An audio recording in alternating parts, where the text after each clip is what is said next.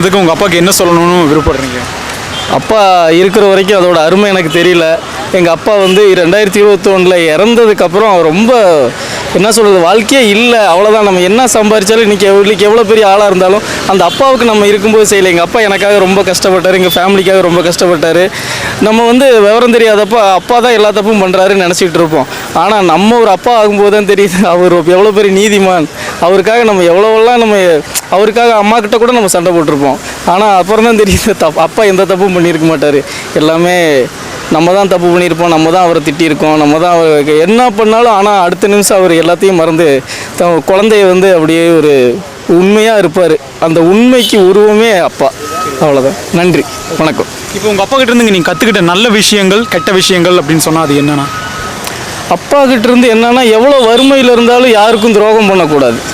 எவ்வளோ வறுமையில் இருந்தாலும் யாருக்கும் எந்த பொய்யும் சொல்லக்கூடாது. உண்மையாக இருக்கணும். முடிஞ்ச வரைக்கும் எல்லாருக்கும் ஹெல்ப் பண்ணணும். அதுதான், கஷ்டத்தில் கூட 4 பேருக்கு ஹெல்ப் பண்ண முடியும் அப்படிங்கிறத எங்கள் அப்பா கிட்டேருந்து கற்றுக்கிட்டேன். அதை நான் செஞ்சுக்கிட்டும் இருக்கேன். ஓகே. உங்கள் அப்பாவுக்கு ஒரு தனி ஒரு எய்ம் ஒன்று இருக்குல்ல, ட்ரீம்ஸ்னு ஒன்று இருக்கும். அது வந்து என் மகன் வந்து இப்படி இருக்கணும், இந்த மாதிரி நிலைமையில் இருக்கணும் அப்படின்னு அவர் நினச்சிருப்பார்ல. அந்த எய்ம், அந்த ட்ரீம்ஸ் அது என்ன அப்படிங்கிறது சொல்கிறேன். அப்பா வந்து அவருக்கு எந்த எய்மும் இல்லை. அவர் ஒரு கூலி தொழிலாளி தான். ஆனால் தன் மகனை எவ்வளோ வேணாலும் கஷ்டப்பட்டுனாலும் வளர்த்துடணும் அப்படின்றதுல அந்த உறுதியாக இருந்தார். அதுக்கு அம்மாவும் கூட ரொம்ப சிரமப்பட்டாங்க.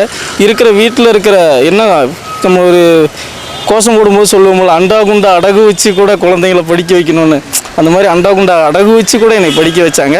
முடிஞ்ச வரைக்கும் அவங்களுக்கு நல்லது செஞ்சேன். இன்னும் செய்யணும்னு நினைக்கும் போது அப்பா கூட இல்லை. அது என்றைக்குமே வருத்தம் தான்.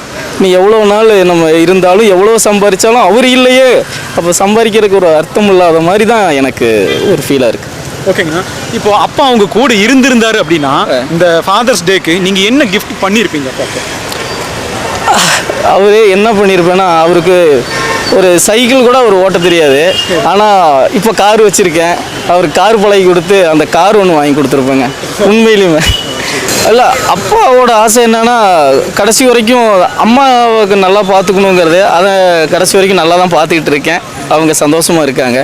இன்னொன்று வந்து என்னன்னு கேட்டிங்கன்னா, எவ்வளோ இந்த ஏழைகளுக்கு உதவணுங்கிறது தான் சார். நான் ஒரு வழக்கறிஞராக இருக்கேன்.